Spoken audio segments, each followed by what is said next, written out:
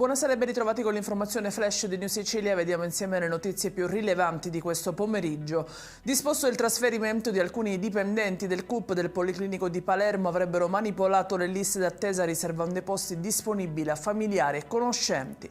Giallo a Lipari, nella borgata di Acquacalda, dove una donna di 70 anni è stata trovata morta in casa. Tra le prime ipotesi si valuta la fuga di gas. Incendio in un'abitazione a Caltabellotta nell'Agrigentino, ad avere la peggio un 47enne. La vittima sarebbe il figlio dell'anziana che abita nella palazzina andata in fiamme. La donna ustionata vive insieme al marito, che al momento non era però in casa. Lo sport fino a notte inoltrata. Potete seguire sul nostro sito le ultime ore di calciomercato di Serie A, B e C in diretta dallo Sheraton di Milano, minuto per minuto tutti gli aggiornamenti con le trattative del momento.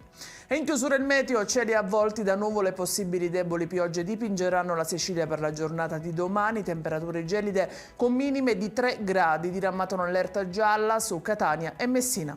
Ed è tutto per queste edizioni. Io vi ricordo come sempre che i dettagli su queste notizie li trovate sul nostro sito www.newsicilia.it e sui nostri canali social. Grazie per averci seguito, io vi auguro una buona serata e vi ricordo l'appuntamento domani alle 13:30 con gli aggiornamenti più importanti della mattina. Arrivederci.